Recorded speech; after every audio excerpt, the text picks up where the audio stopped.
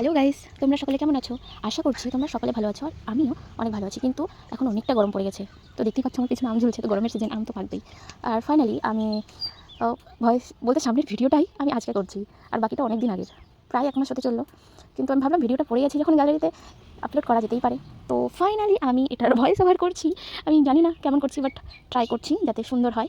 কারণ কালকের ভিডিওতে আমি দেখলাম তোমরা অনেকেই পছন্দ করেছো, যার কারণে আমার ইচ্ছা হলো যে আমি আবার ভয়েস ওভার করে ভিডিওগুলো আপলোড করি। আর এটা আমরা গেছিলাম ডুমকাতে, সেলফি ব্রিজের কাছে। সুন্দর ড্যাম মতো জায়গা আছে, মানে অনেকটা জল আছে, ড্যাম বলবো মানে মাসাঞ্জোর ড্যামের ঠিক কাছাকাছি, তো ওই জন্য এতটা জল আছে, খুব সুন্দর জায়গা। আর ওখানে আমরা শ্যুট করতে গেছিলাম সান্তালি ট্র্যাডিশনাল সং। তো তোমরা জানোই যেহেতু আমি সান্তালি মিউজিক ভিডিও করি, তো ওটারই শ্যুট করতে গেছিলাম। আর দেখো লোকেশনটা অনেক সুন্দর, আমাদের দিকে তো এরকম থাকেই না, বাট তবুও ওখানে গিয়ে অনেক সুন্দর লাগলো। কিন্তু ওদিকে প্রচণ্ড গরম, আমাদের তুলনায় ওদিকে আরও বেশি গরম। যারা গেছো তারা অবশ্যই জানো। আর এই হচ্ছে আমাদের প্রডিউসার ছিল, বাট আমাদের এখন ডান্স হচ্ছে। তো তোমরা বলো কেমন লাগছে। আর এই ভিডিওটা অলরেডি ইউটিউবে চলে এসেছে, আর গানের টাইটেলটা হচ্ছে কলেজ ফেল করা। আর এটা এসেছে রাহুল রাজ অফিসিয়ালে, তো তোমরা গিয়ে তাড়াতাড়ি দেখে নাও। আমার তো খুব ভালো লেগেছে, আর তোমাদের কেমন লাগবে সেটাও তোমরা কমেন্টে জানিও।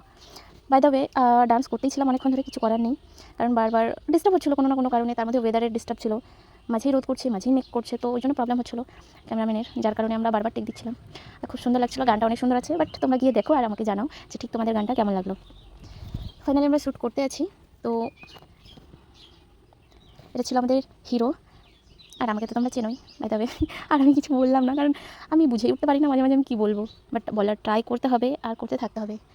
আমি মাঝে মাঝে ভাবি আমি অনেক কথা বলতে পারি, কিন্তু এই যে ভিডিও এডিটিংয়ের সময় না, আমি কিছুই বলতে পারি না, কী বলবো। হ্যাঁ, আদৌ লোক আমার এই কথাগুলো শুনবে? আদৌ পছন্দ হবে ওদের? পছন্দ হওয়াটা জরুরি, কারণ আমি ভিডিওটা ওই জন্যই আপলোড করবো যাতে লোকের পছন্দ হয়। তো অনেকে আবার এখন কমেন্ট করবে, আমি জানি কিছু কিছু থাকে কমেন্ট করবে, তুমি বাংলায় কেন বলছো, সাঁওতালিতে বলছো না?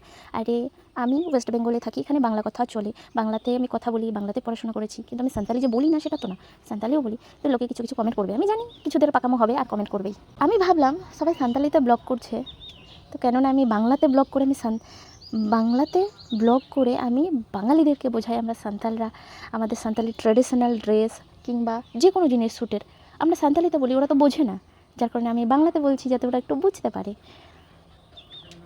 তো সারাদিন আমরা শ্যুট করেছিলাম রোদের মধ্যে, আর প্রায় একদিনে কমপ্লিট করেছিলাম এই শ্যুটটা।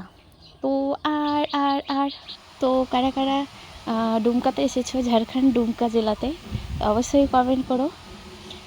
আমি তো অনেকবার এসেছি, কিন্তু তোমরা কে কে এসেছো সেটা জানিও। আর আর আমার কাজ তোমাদের কেমন লাগে অবশ্যই কিন্তু কমেন্টে জানাও।